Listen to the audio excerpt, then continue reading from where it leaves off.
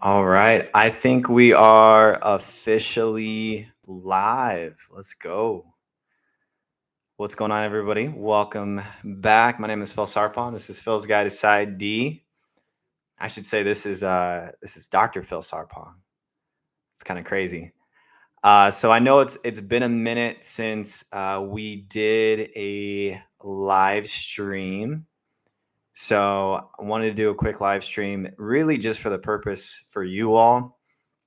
I've been getting a ton of questions about application season and just people getting ready for grad school, getting ready for internships. So I thought it would be great to actually just do a quick live session and answer any questions that comes up for you all. I'm just looking at the chat just to see. Think we'll get a few people rolling in. All right, we already got one comment. This live stream popped up while in the middle of a personal statement. Let's go. Let's go. That's it. Hey, if you have questions about your personal statement, I'm here.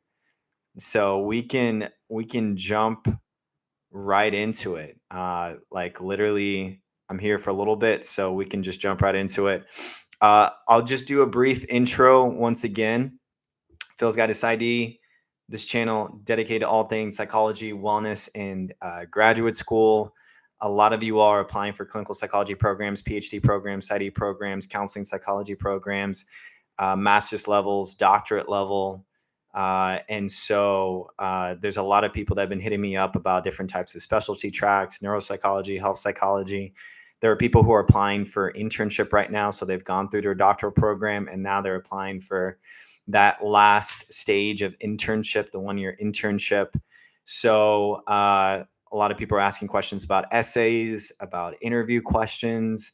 And so happy to answer really any question that anyone has.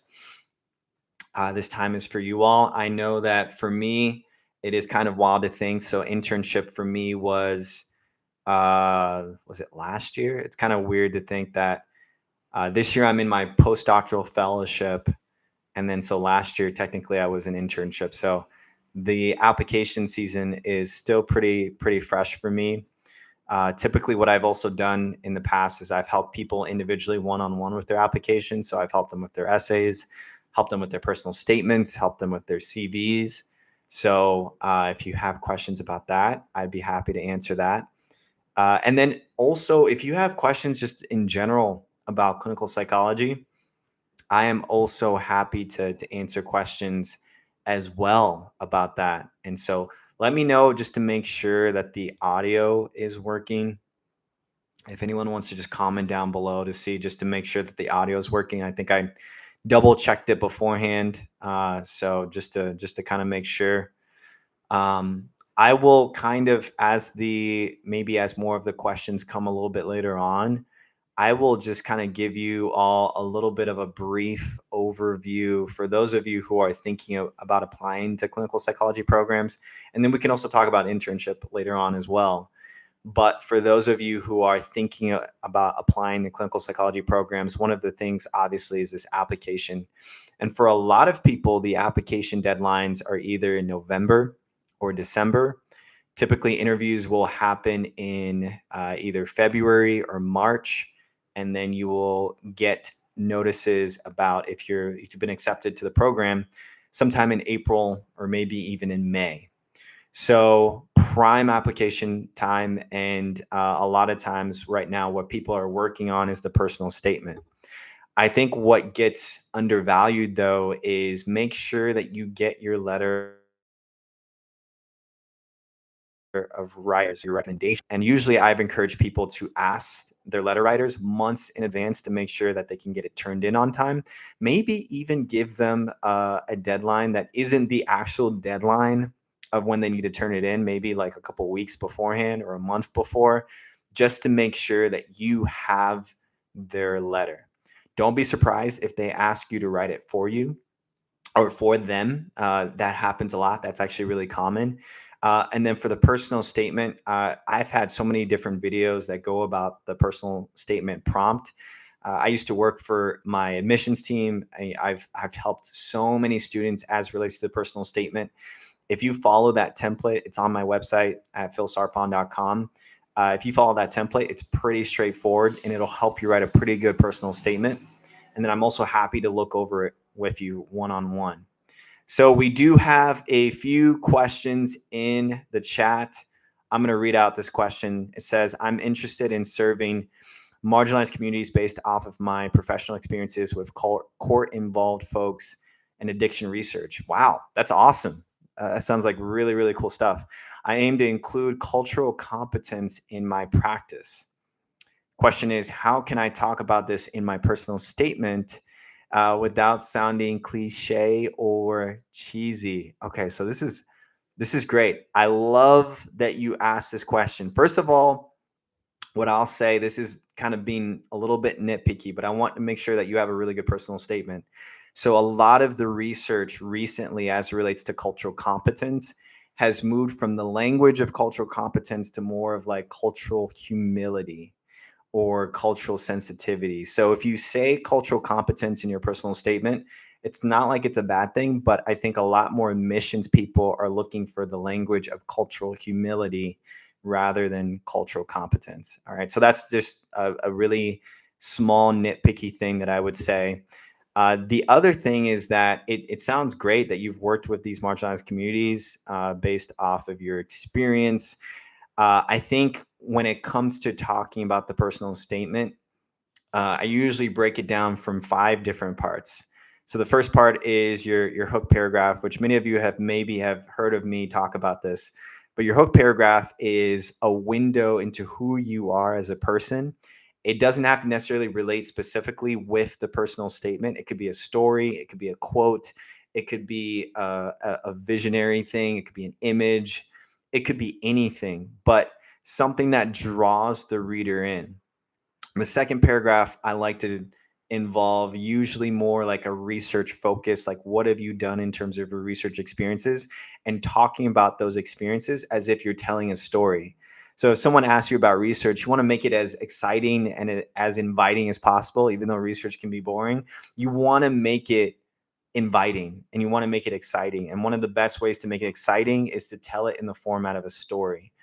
The CV is going to give you all of the bulletproof points of your research experience. But in the personal statement essay, you get to tell stories, which I think is really powerful. And then in the third paragraph, I would talk about things like your clinical experiences.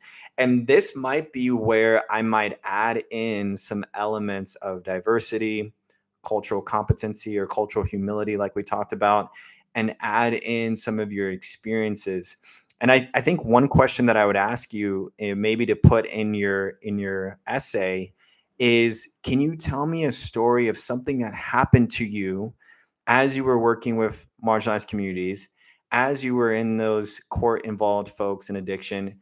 Was there a story that happened to you that was really meaningful, life-changing, helped you to see psychology from a different perspective?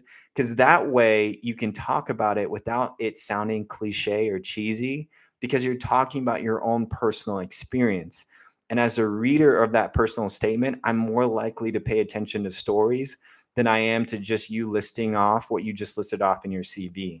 So I would ask you, maybe include a story in your personal statement, and that can actually be way more inviting and way less cliche. And then the fourth paragraph is typically, I have students talk about what they want to do in the future. And then the fifth paragraph is all about the school. Like, this is why I want to go to the school, for this research director, for this research program, for this clinical training opportunity. Like, it's all about the school for the fifth paragraph. So for you, Kush, hopefully that is helpful in that I would just talk about a story in terms of what helped you in serving those marginalized communities. All right. So we have another question by Jasmine. So they said, thanks for sharing. I'm a school-based school psychologist with an EDS degree. Congratulations. That's awesome. Considering going back to school to become a licensed psychologist and possibly transition into private practice. Nice. I'm trained in academic behavioral crisis intervention and group-based counseling. However, most of my current work centered on psychoeducational evaluations, typically in the triple digits per year. For those in private practice, what does your caseload typically look like in terms of therapy, evaluations, and other services? Wonderful question. Really appreciate the question. I'm full-time in my postdoctoral fellowship, but I do some I work with a group practice on the side and do some other additional projects. So in terms of what you're talking about, I mean, the nice thing with private practice is that you can make it into what you want to make it. And it sounds like you already have a lot of really good experience with school psychology. You have training in that. And then you adding on the additional licensure of a psychologist, I think is going to be great, because you could probably do some contracts with certain schools, maybe do some individual sessions, grow out, your contracts. And I think that is huge. That's very, very much needed. I've heard of social workers doing travel contracts to different schools and programs and things like that. So I don't know if you're already either acquainted with that or have heard of that. In terms of the psychoeducational evaluations, I know a lot of clinicians will have a mixture when it comes to private practice sometimes of either doing individual therapy sessions or just doing mostly assessments. The caseload can just range in terms of, if you're already working a full-time job, maybe you only want to work 8 to 10 hours a week, maybe a little bit more than that. But that caseload is going to range in terms of if you're only going to take cash and be a cash pay service, or you are going to be paneled under insurance. I know a lot of times people get paneled under insurance, might get different referrals on a consistent basis, work with their contracts, work with their referral system. But I know that with people in private practice, then they have a lot more flexibility in terms of the pay. And they also have a lot more flexibility in terms of maybe their schedule as well. So I would say it really just depends on the person. For me, in doing the group practice, I do it about 5 to 10 hours a week. And that is plenty for me in terms of what I can do. But I know other people, they might work 3 days in one place, 2 days in another place. They might work evenings. They might work only on the weekends, on either Saturdays or Sundays. They might build up that referral network or that contract work network with other different referral systems. So it all really does depend. But hopefully it sounds like with what you already have, this will be just another additional layer of training that you can really branch off and really do some really good work. So hopefully that answers your question in that. We have another question. All right. So yeah, keep the questions coming. So the question is, what do you suggest for someone who is graduating next year and hasn't had any work or research experience? Yeah, I get this question a lot. I plan to apply for grad schools next year to be more prepared. Yeah, really, really great question. So there's a couple different options. And it's really going to be dependent on what programs you apply to. And I'm sure you already know this. There are going to be some programs that are super research heavy, and there's going to be some programs that are not research heavy at all. Even for some of the PhD programs, they on the surface, they might look like they are passionate about research, but they might be just as focused on clinical as research. So you really have to kind of do your due diligence to figure out what exactly their focus and their specialty is. And you can base a lot of that on the faculty members themselves. If they have a lot of research papers, publications, presentations, if they talk about that stuff on the interview, if it's all over their website. So for you, I would just navigate to choosing specific schools that maybe have elements of research, as most APA accredited programs will do, but maybe they focus way more on the clinical work. And so one of the things that you could do is you could definitely apply for more of those. It could be clinical psychology programs, counseling psychology programs, PhD, PsyDs. Typically, the PsyDs will focus a little bit more on the clinical, but on their website, figure out what their mission statement is. You can also ask them directly, email them, and see whether or not, like, if you not having little research experience is going to be a big deal. I think it's great to ask schools before you put in an application and you pay them money for the application. Ask them whether or not it's worth it for you to put in an application if you don't have a lot of research experience. Because if you put in that application and it was not worth the money and it was a waste of money, right? Like, that's not going to be great for you or for them. It might be good for them because they get the money, but in terms of the time that they have to put in to look through your application, it's not going to be great. So I would really encourage you, email those schools beforehand that you apply to, before you apply to them, just to see if your level of experience is going to be okay as you apply. And then there's a lot of things that you can do in terms of nuanced things to add to your layer of research experience. So I'd have to ask you some more questions, but are you already doing some clinical related things right now? Maybe you're working at a suicide hotline. Maybe you are working for a psychiatric nursing center. Maybe you're doing something clinical. Is there a way that you can do some aspect of research in what you're already doing? This could include proposing a paper at a conference. This could be going to old past professors and asking them if you could collaborate them on their research projects. This could be going on Indeed or other different job sites and seeing what research assistant positions there are. But I would actually encourage you, maybe it's possible that you could do the research on your own, or you might know someone who's already a student and partner with them on some type of research project. Your research experience does not have to be extensive. It's not something that the admissions team is like expecting you to have 20 publications by the time you get into graduate school. So even something little is going to go a really long way. If it's a presentation, if it's a paper, if it's a thesis, if it's some type of literature review, anything can be put as research experience if it's related to some form of research or reading or writing. So I would encourage you to also still look into potentially getting those nuanced experiences of research and asking around, whether it's current students on LinkedIn or even professors, past professors, just to kind of get that experience. And if you already are working at a job, how can you turn your job into some type of programmatic research experiment that you can benefit from?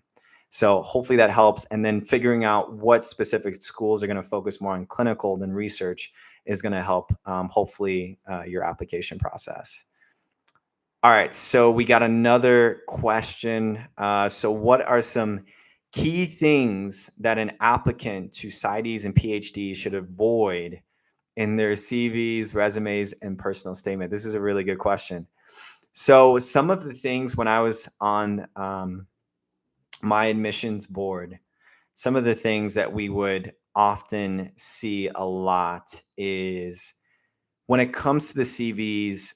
So you always want to make sure that whatever program that you apply to, are they asking for a CV or are they asking for a resume? If they're asking for a resume, it might be 1 to 2 pages, and those are just highlights of your experiences.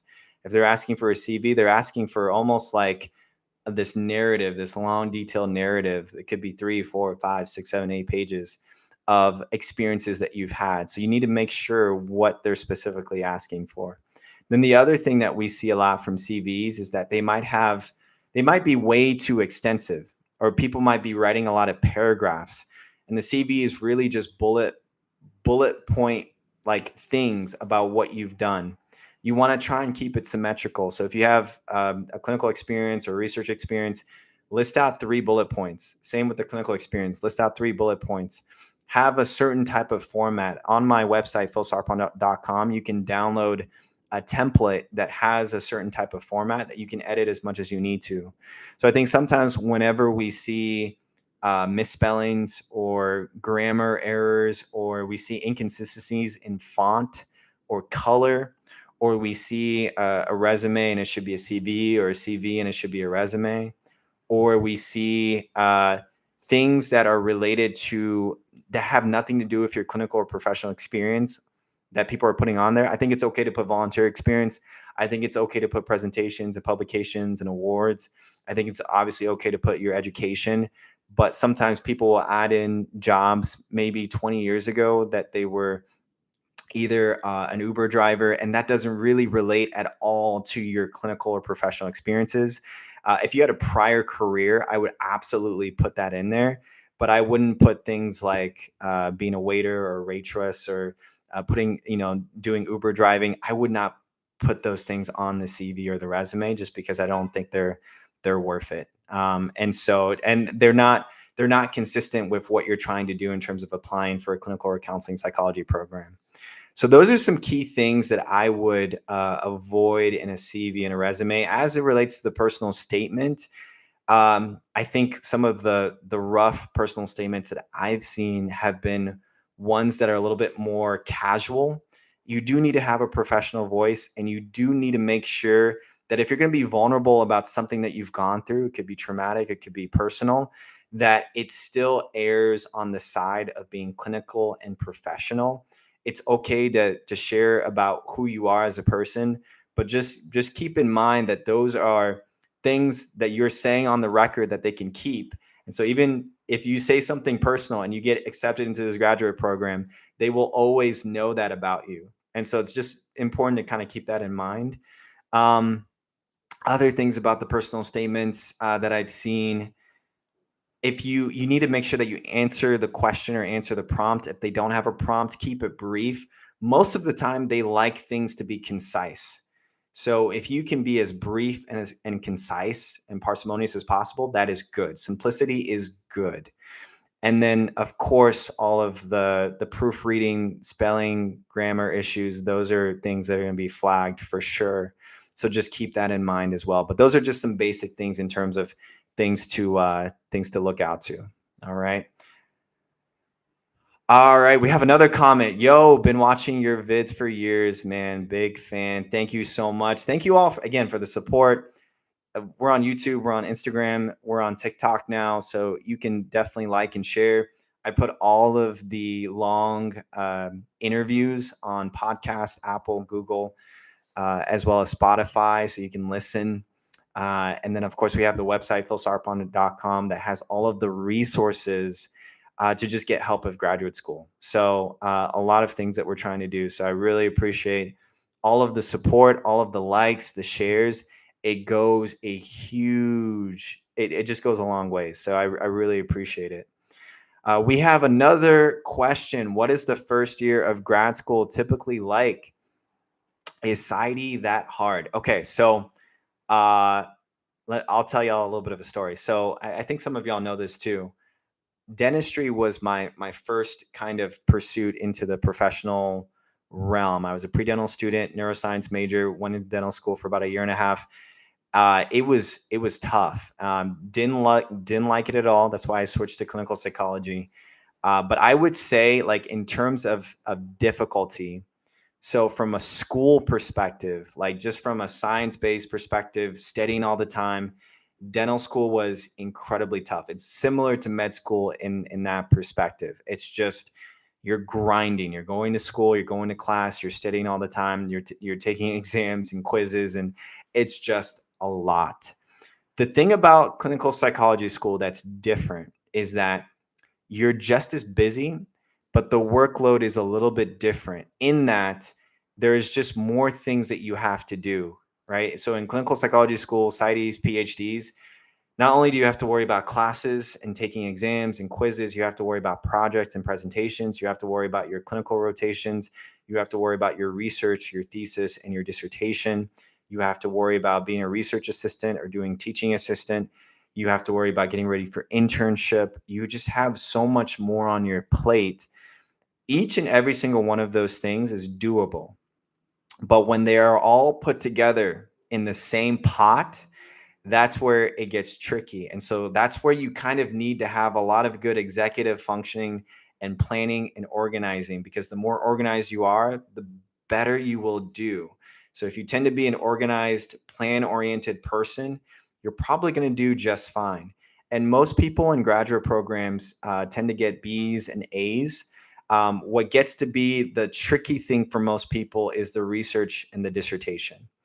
The dissertation is a grind for most people. Even if you're in PsyD, it's a grind because it's just a lot of revisions. It's hard. It's research work is not easy to do. So from what I've gathered, the hardest thing about being a PsyD or pursuing clinical psychology has been, number one, the research dissertation component, and then number two, passing the EPPP. To me, those are the two hardest things. School and getting good grades was not hard at all, but the combination of all of the things that it relates to being a good student was difficult in terms of just balancing life stuff and balancing work stuff. Sometimes people would be working part-time jobs. I think that's okay for maybe the first couple of years, but just be careful because year 3 and year 4, it just gets busier and busier and busier. So it is definitely doable. The first year is a lot of classes and not too many clinicals for most schools. And then they pile on the clinicals in the second year. But I think for most people, the first year is pretty doable. We got another question. I'm in a master's for psych at Pepperdine here in Southern California right now, and I finish in May. Congratulations. Let's go. Just finished applying for doctoral programs at Berkeley, Howard, Pepperdine, of course, and USC. Nice. Watching your vids really kept me from falling too deeply into feelings of not belonging and also helped me consider neuropsych. So thank you. You are very welcome. You're very, very welcome. That's awesome. Best of luck as it relates to those applications, and best in luck in terms of just the interview season. That's really great. So yeah, I hope that I'm hoping that I give enough time to answer the questions well. As I mentioned before, I do one-on-one trainings, and so you all are happy to go on my website, and you can always we can always figure out a time to meet too, just in case you're wanting a little bit more one-on-one attention. I can look through the application, I can give you some suggestions and recommendations, and we can kind of go from there. I see another comment. Thank you so much. I have submitted my application. Let's go. And now in the waiting stage until hopefully called for an interview in January. Let's go. That's awesome. That's awesome. The waiting period for some people is nice. As soon as you hit that submit button, you're just chilling, you're hanging out. Some people, they're like ruminating on it, but hopefully for you all, when you hit the submit button, give yourself some time to celebrate the small wins so that you can really appreciate the big wins. So even if it's something small, hitting that submission button is no easy feat. Take care of yourself during this application season. It is a marathon, but really apply some of those self-care habits as well. We got a few more comments. I have a low undergrad GPA, but a high master's GPA in research and clinical experience. Would it make sense to talk about the low undergrad GPA in your personal statement? So that would not be a bad idea. It just depends how you would do it. I think one of the things they're probably going to see on your transcripts and in your application what your grades are. I would definitely be prepared for it in the interview because they might ask you a question about that. I wouldn't necessarily focus too much on the low undergrad. I think I would actually focus. One of the things that you could do is that you could highlight in your essay, hey, I have a low undergrad GPA. These are some of the reasons why. This is how I've improved. This is what my master's GPA is now and the research that I'm doing and the clinical experience. So you can talk about the transition. You can talk about the transformation, because that will make you look pretty competitive from a perspective that you're resilient, that you understand maybe some things that you need to work on, and that you've applied the work ethic to get better grades and to do well and to get a master's. So you can look at it from a transformational perspective. I might think about doing that in your second paragraph. So when you talk about research experience, you can talk about how maybe you didn't have a lot of research experience and then you built that from your master's and you have a good GPA and you have good clinical experience. And so all of those things would be really beneficial maybe early on in the second paragraph, but also be prepared to talk about that in the interview as well. So wonderful question. Another question that we have, do you know anything about becoming a professor with a master's or being a teacher while getting a doctorate? You might have to tell me a little bit more about being a teacher while getting a doctorate, like in terms of what type of teaching. In terms about being a professor with a master's degree, I have not personally seen that a lot. I think most professors at least have a doctorate. Now, it might be possible to do some teaching at maybe at a high school level, at a college level with a master's degree, but typically, even specifically in the college and institutional spaces, they do require at least a doctorate. So I have personally not seen that. It could be a thing, but I just haven't seen as much of that. In terms of being a teacher while getting a doctorate, I think that I see more of that. So if someone is a doctoral candidate, they're in their second or third year of their doctoral program, they can do a lot of teaching assisting. They could actually get paid for this. They could probably apply for teaching positions. They may not get paid a lot, but they can still do that while they're getting their doctorate. So I think that would, I think I do see that a lot more often. Also, what did you do for income while in your PsyD? Yeah, so in my PsyD, I was trying to hustle a lot. I had a lot of side hustles. I was mainly a personal trainer on the side. I was an independent contractor for a gym. I went from dentistry to personal training and then finally to clinical psychology. So my personal training was nice because I could control my own hours. I controlled how much I charged. And I needed something that was really, really flexible. I know a lot of people in my cohort, sometimes some of them would work for the library, some of them worked in restaurants and in other businesses and things like that. Some of them did teaching assisting, some of them did research assisting. So there's a lot that you could do. But I would just say for the first couple of years, it's doable, but it did get really tricky towards the third and fourth year. And I think that's why I needed something that was flexible. If you're going to have a part-time job, just make sure that it's flexible. All right. And make sure that you're still prioritizing getting good grades. Because if you're not getting good grades and you're not finishing the program, then you probably should not do the part-time job and you should just focus wholly 100% on the school. But the part-time job can be nice as well from a money perspective. Let's see. Why did you make anti-semi? I'm trying to see this question. I'm not exactly sure about for Young Moss what the question is. Seeing some other questions. How hard is it to become a clinical psychologist? In Ireland, there is a shortage of clinical psychologists, and here there has been a lot of people who did a master's but can't get a job without a PhD or PsyD. Yeah. I would say in the US, so for a lot of people, they're either coming in right from undergrad, right from college, or they have a master's, or they've worked for a period of time. In terms of how hard it is to become a clinical psychologist, I would just say it's definitely harder than a master's because you're putting in 4 to 6 years of grad school. If you're full-time, you're going to take anywhere from 15 to 18 credits per semester. You're doing the essays, the thesis, the research, the teaching, the presentations, the school, along with the clinical rotations. I think clinical psychology has the assessment component. So you're not just learning how to do therapy, but you're also learning how to do assessment. This could be neuropsychology assessment. So you're learning a lot of new things. And the writing for assessment can be dense. So you could be writing 5, 6, 8 pages of an assessment for a neuropsychological assessment, but you still have to do the interview. You still have to do the background information, look at their medical chart history, do the feedback. So there's a lot of components that goes into all of the other factors of clinical psychology. But like I said before earlier, it's possible to do. You just have to make sure that you're structured, you're organized, you have that executive functioning to make sure that you're organizing your life in a way that you can manage it. But I think it's definitely doable.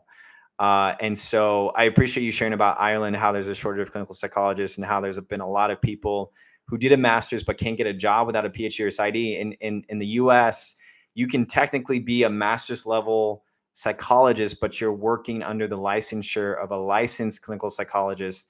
So you definitely would not be able to do teaching or professing full time. You definitely would not be able to see patients and clients on your own. You would have to you would have to be you'd be working under someone. And so so for most people who have a master's in clinical psychology, they will try and go the route of either becoming a licensed clinical social worker or a licensed professional counselor and getting some type of licensure that can give them the independence and the autonomy that's needed to see patients or clients on their own without getting someone else to sign off on the notes. All right, so that's something to kind of keep in mind.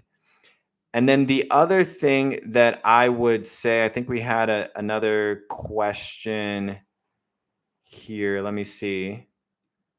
All right. So the next question that we have is, in Ireland, it feels like an all or nothing kind of deal. Yeah, that makes a lot of sense. And here in the US, to a certain extent, at least what's nice about the US is that there's options. So even if you're a master's level therapist, you can still find a job, you can still make a decent amount of money. It just kind of depends. And so I think where the nice thing about the PhD or the PsyDs is that from a diverse range of options to choose from in terms of your profession, teaching, research, consulting, clinical therapy, assessment, you just have so many different options, and you're needed. You're needed. It is not hard to find a job. It is not hard, y'all. It is really not hard to find a job. Once you get that PhD in PsyD and you're licensed, there are people who are looking for you, people who are desperate to find a clinician and a psychologist, whether in private practice, hospital, VA. It is not hard. So I think that's the one beautiful thing that I do want to restate is really, really important. All right. Yes, we see the Ghanaian flag. Let's go. Hustling love to see it. We have another question. Do you know how likely it might be to gain admissions to a PhD program if you have about 4 months of research experience and a master's in social work? I'd say already with that statement that it depends. Most schools just want to see some level of research experience. The fact that you have a master's in social work is also going to make you more competitive. And if you have a high GPA in your undergrad and your master's, you're competitive.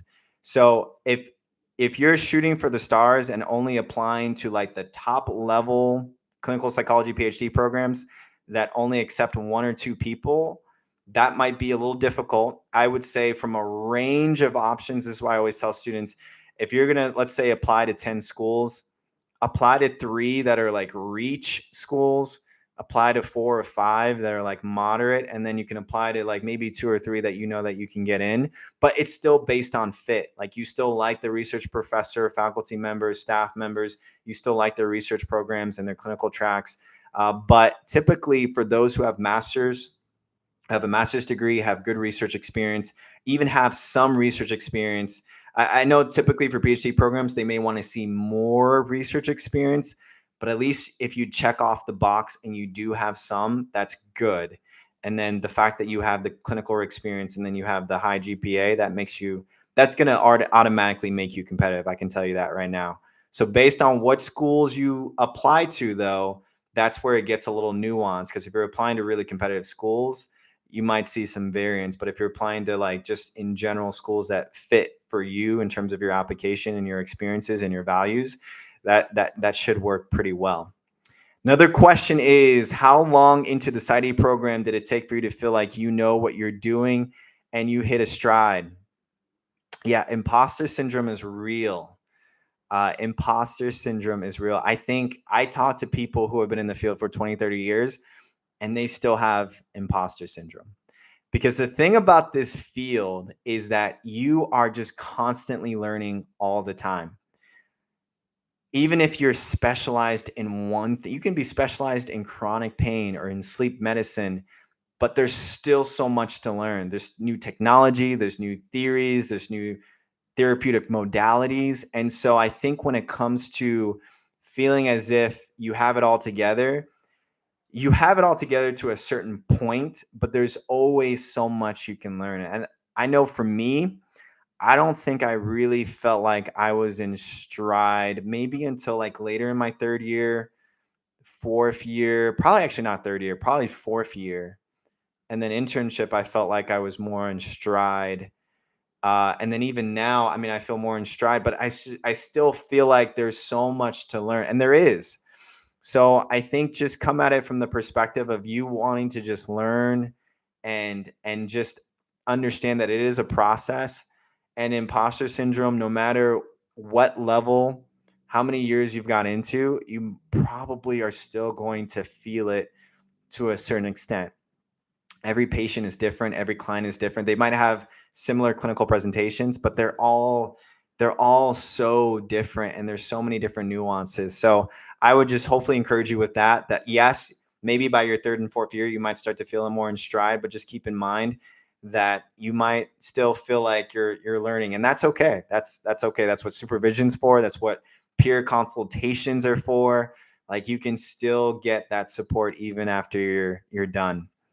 Another question is, I'm so grateful. In my last semester of college in 2015, I took human neuropsychology.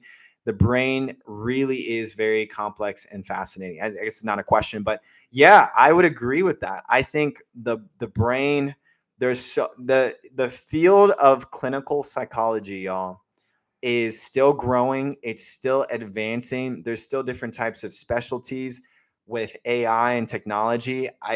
The field could go in a lot of different ways right now. People keep asking me, is this a good time to go into clinical psychology? I think it is.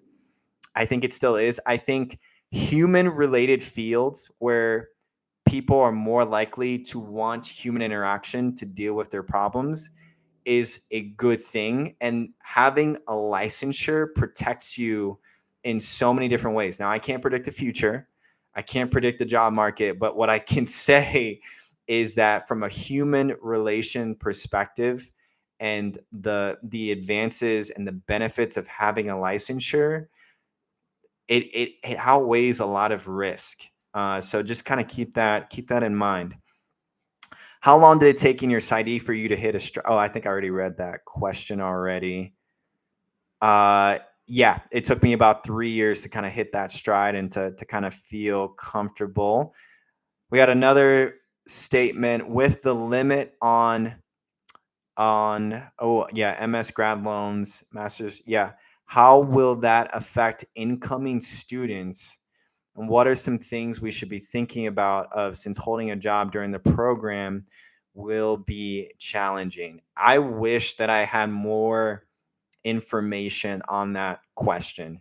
And what I'm wanting to do is I'm wanting to get someone to interview who can really talk about the Grad Plus loans, taking out student loans, and also figuring out like different types of programs that will also pay for your school tuition, things like joining the military and things like that, or like looking at scholarships and looking at organizations that can help, because it's such a needed thing. And so, unfortunately, like I said, I can't, probably don't know as much information as I would like to about that in terms of how it's going to affect incoming students, because it's just hard to predict the future, and it's hard to know specifically what someone's specific situation is going to be like in terms of actually giving them some solid recommendations. In terms of what you should be thinking about in terms of holding a job during the program, I would say, like, when you apply for programs, definitely ask about scholarship opportunities. Definitely ask about if you're going to get into a program. Usually, once you get accepted, there are going to be a list of opportunities and scholarships going to be made available to you. And then also at the same time, once you're a student, you will also have other opportunities to apply for grants. And that grant can be used for the purpose, some of those grants can be used for the purpose of student loans and tuitions and things like that too. So keep in mind, it's kind of like a step process where they'll tell you the things that that you can apply for right now before you get in. And then once you get in, they'll tell you about what things you can apply for. And then as you get into your program, there will be more things that are accessible to you. So definitely keep that in mind. But like I said, I will definitely want to have someone that comes in and really just lays out, because it is expensive. Amazing part-time job. Really, part-time job is probably going to pay for maybe rent, food, other additional expenses. So we're not talking about anything that's potentially life-giving, but I still think that based on your needs, it's good to have a trial period with the part-time job. That's something that's flexible. And then if it works in the first semester, you can expand it. You can work more hours if you need to, and you can apply for more scholarships if you need to. I know for me, I wasn't a research assistant until my second year, and then I wasn't a teaching assistant until my third year. And then I was still doing my part-time job at the same time. So I had a lot of supplemental income that was coming at a lot of different angles and perspectives that did help me a lot. All right, let's see what else we got. I'm very interested in dreams. Could I potentially do a dissertation on dreaming and emotional regulation? That would be a wonderful dissertation. I would read that dissertation. That would be so fascinating. Dream psychoanalytic theory.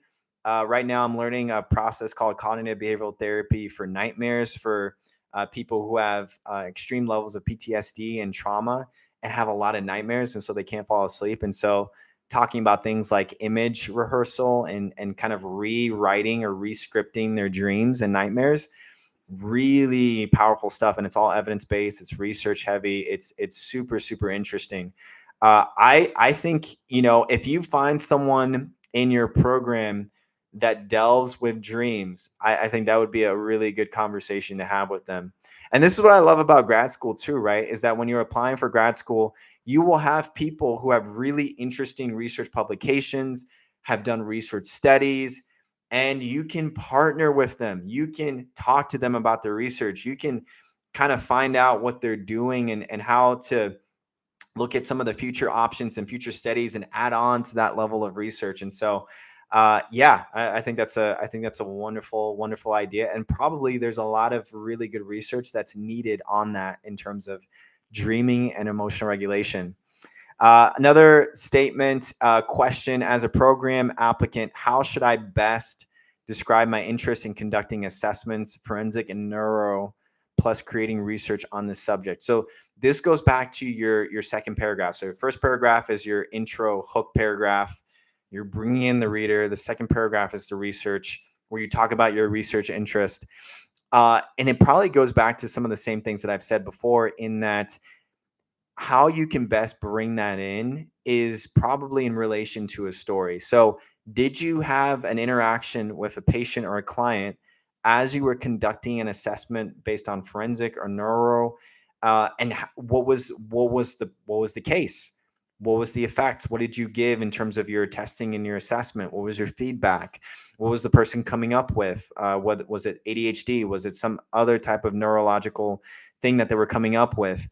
And then create a story from that. And then once you create a story, you can add it into the element of your essay. So once again, I'm more than happy to meet individually people to kind of cater their personal statement in a way that it's going to read really strongly, because there is an art to writing a personal statement, but there's also a lot of science to it as well, in that it's templated, but it's also you talking about yourself and the stories that you have.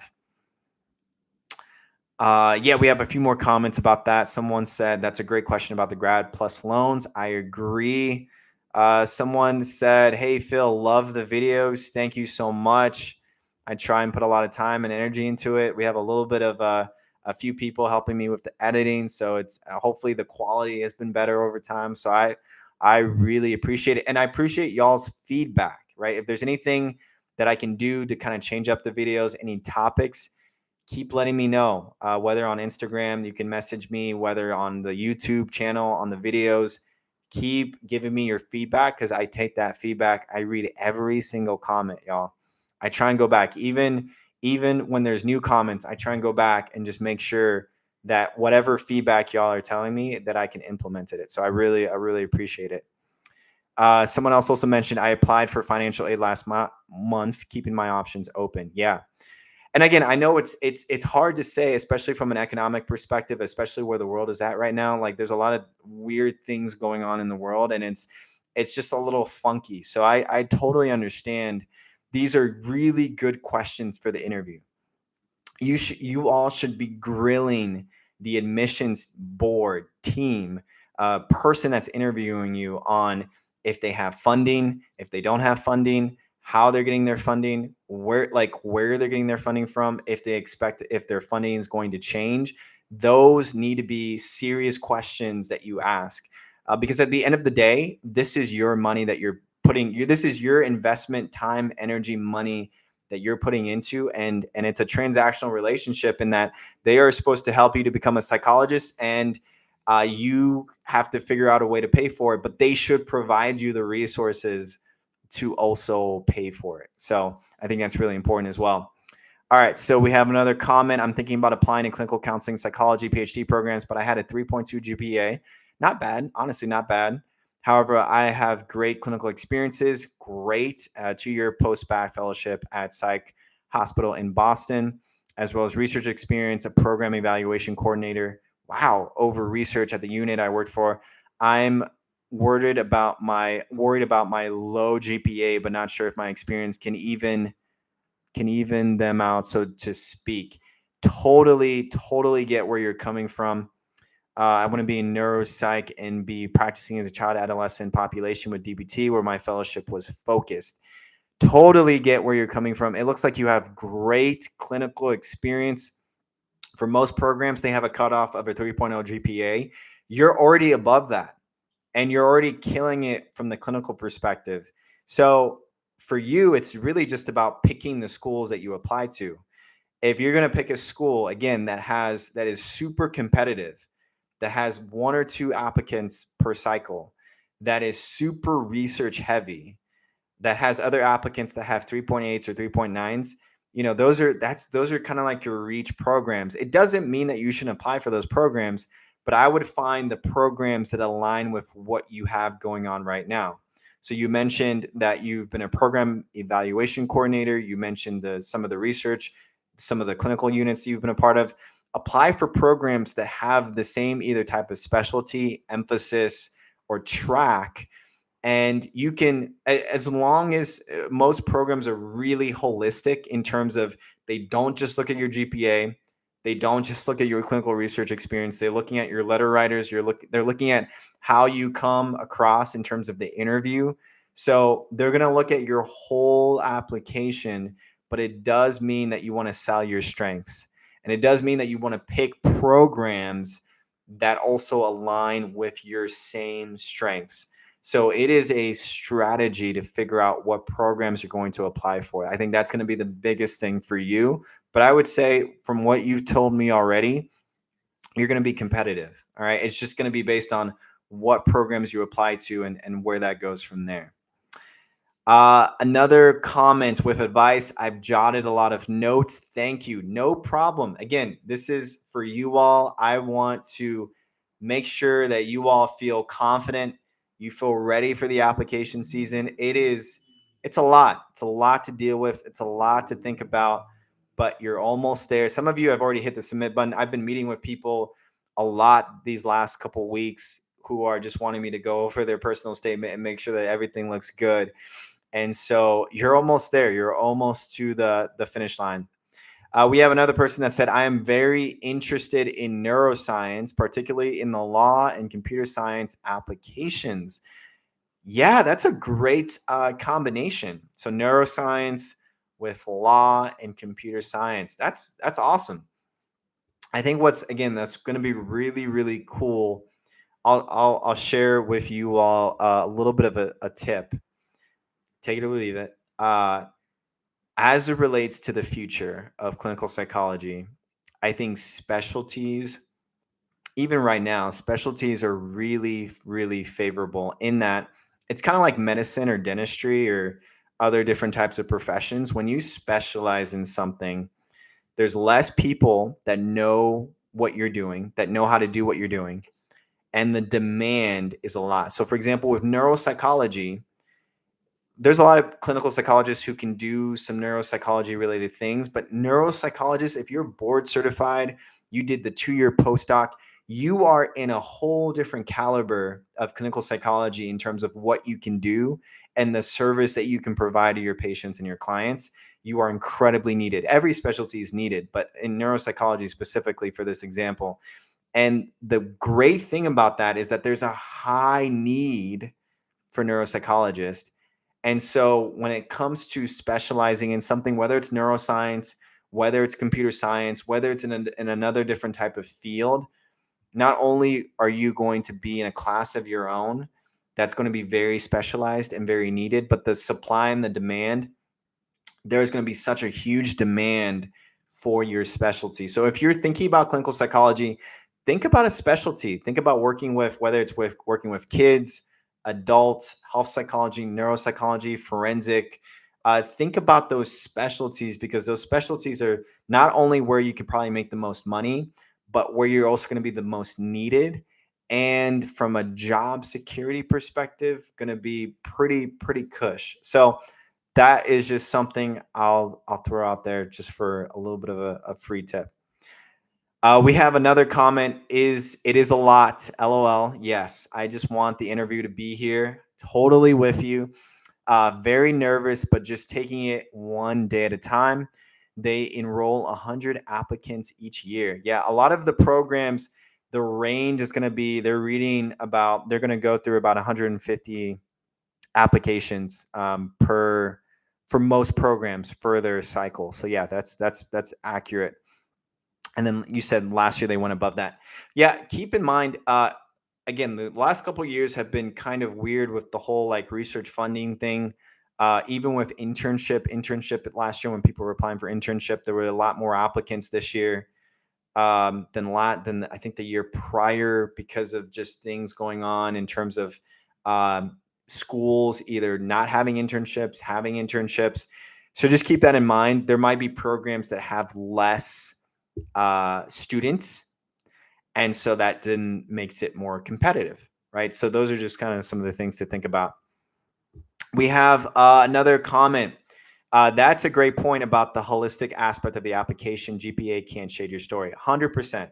I know so many people who had GPAs of 3.0, but they had great clinical experience. They were really good at interviewing. They had a lot of volunteer experience, professional experience, and they had good letter writers, and they were good. You know what I mean? Like they GPA does not tell you the full story. We know that from a quality perspective, we're talking about putting out quality based psychologists.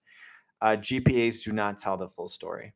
And so if you can just get over the benchmark, if you can get over the cutoff point and have other really good things about your application, then schools are definitely going to look into that. Now, if you're only applying to like Ivy League, the 0.1% of PhD programs, then they probably are going to care about that stuff. But it's not to say that those schools are even going to be the best fit for you anyways. And so I always tell people, don't worry about applying to like the best clinical psychology program out there. As long as they are APA accredited, if they're APA accredited or have some type of either Canada or APA accreditation, if they have a high percentage of students who are licensed, because that means that they can help, they know how to help people become psychologists, which is what you are paying them to do. So you definitely want them to have a high percentage of people who are licensed. And then if they have a low attrition rate, so there's a lot of their students who start out finish, and there's going to be a different range of attrition rate for a lot of other programs.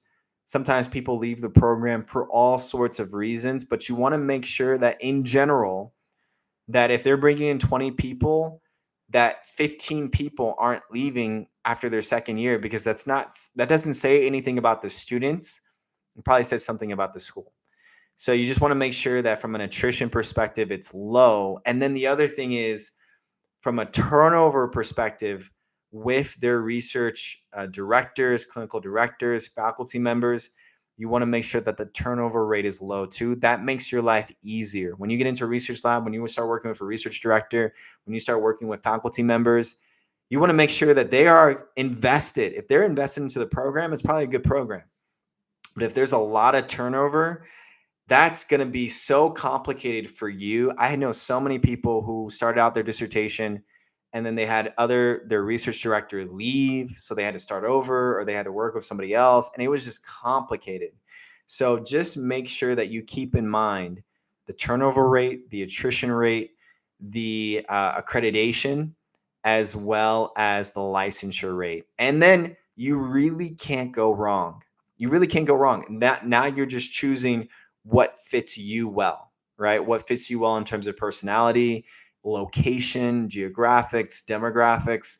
So just keep that in mind. You don't have to go for the 0.1% of clinical psychology programs, because at the end of the day, those people get paid the same amount as any other clinical psychologist who graduates from a program. In terms of the application season, once you hit that submit button, please take care of yourself, celebrate.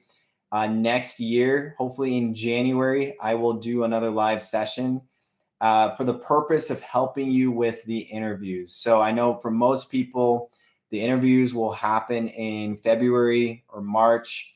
And so we want to do another live session just to make sure that you feel equipped, you feel ready to go. On my website, I have a list of questions that you can kind of prepare for, ask yourself, do your own mock interviews. But from being in the admissions team, I know what it looks like in terms of what applicants that they're looking for. And that I also know what it looks like in terms of interviews, in terms of going and doing interviews well is an art and a science. A lot of it is just managing your own anxiety that can come up. And so we can definitely do another session for that and just make sure that everyone feels ready to go. For those of you who are going to hit the submission button pretty soon in terms of your applications, once again, best of luck. You are almost there. You have put so much work into this. So I'm so excited for you to be one step closer to becoming a clinical psychologist. We are over the 1 hour mark. And so I will probably log off now at this point. But I want to thank you all for being here. Thank you all for supporting me, the YouTube channel, the Instagram, the TikTok, the podcasting, sending me your questions through email. Everything has been so helpful. We have a question. Can you mention a little bit about your consultation services? How much and what is offered? Yeah, so all of that is provided on my website, philsarpon.com. I provide individual one-on-one coaching sessions. This is for either the personal statement. So we meet, we literally go through your personal statement line to line to line to line. I give you some examples of personal statements that have done well in the past. I give you my feedback, my written feedback. We go through grammar. We go through everything to make sure that it looks ready to go and as professional as possible. We do the same thing for interviews. We do mock interviews. So if someone comes into the session, I do a mock interview with them. So I pretend that I'm the person asking them the questions. We do about a 30-minute mock interview. I pick questions that I know most likely will be in the interview itself, just based on my background. And then I give them feedback on how they answer the questions, how they can improve, how they can get better. And we go from there. And then sometimes the consultations are just basic questions about clinical psychology. It could be about what track should I do? What school should I pick? What about admissions? Where should I go? What specialty or niche should I choose? And so those are just coaching questions that we can kind of figure out. I do a number of different assessments to help people get to that point. So all of that information is on my website at philsarpon.com. I think I already put it in the comment section below. It'll have all of the rates, all of the services, and it should have an opportunity to see if I have some open slot sessions to book with me. So if there aren't any free or open bookings and things like that, you can always message me through my email, which is also at my website at philsarpon.com. So with that all, I will sign off. It was good to see all of these good questions. You all had such great questions. Thank you so much. And until next time, best of luck for everything. You all got this. All right. So until next time.